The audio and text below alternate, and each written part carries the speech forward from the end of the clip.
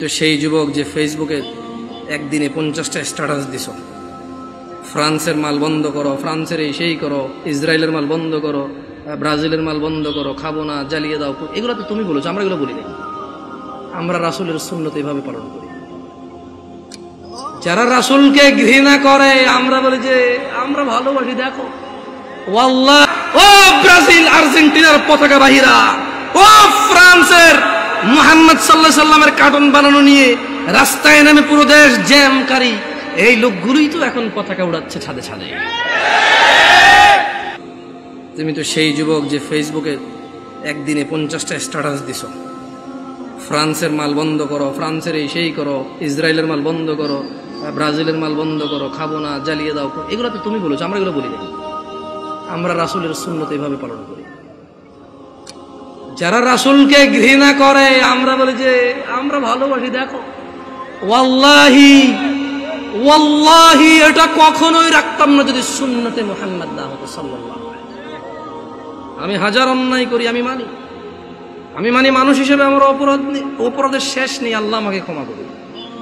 তবে তোমরা যারা মুহাম্মদ সাল্লাল্লাহু আলাইহি ওয়াসাল্লামকে নিয়ে কুচ্ছা রটনা করো, অবমাননা করো, তোমাদেরকে বলে রাখি আমার টাকনুর উপরের কাপড় ওনাকে ভালোবেসে। তোমাদের বলে রাখি আমি বাম পা দিয়ে টয়লেটে যাই ওনাকে ভালোবেসে। তোমাদেরকে বলি আমি ডান হাতে খাই ওনাকে ভালোবেসে সাল্লাল্লাহু আলাইহি ওয়াসাল্লাম। যুবক, কার আদর্শ নিয়ে বড় হচ্ছ? এই দেশের বাবা মারা কি তাদের সন্তানকে আদর্শ শিখাবে না? এরা কি তাদের সন্তানকে এভাবেই শিয়াল কুকুরের মতো রেখে চলে যাবে পৃথিবী ছেড়ে, আর আশা করবে তাদের মৃত্যুর পরে এই সন্তানগুলো তাদের অনেক কাজে আসবে?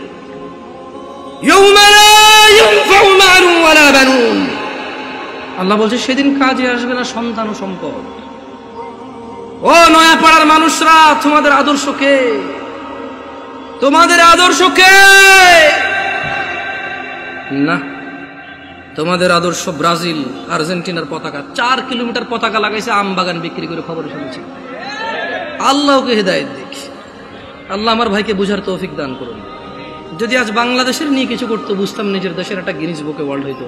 অ্যাটলিস্ট বাংলাদেশ, আমরা বাংলাদেশি, আমাদেরকে কেউ চিনত কোনো একটা কারণে, হয়তো আমরা গেলে সম্মানিত হতাম যে আচ্ছা তুমি ওই দেশের মানুষ, যে দেশের মানুষ তাদের দেশকে এত ভালোবাসে।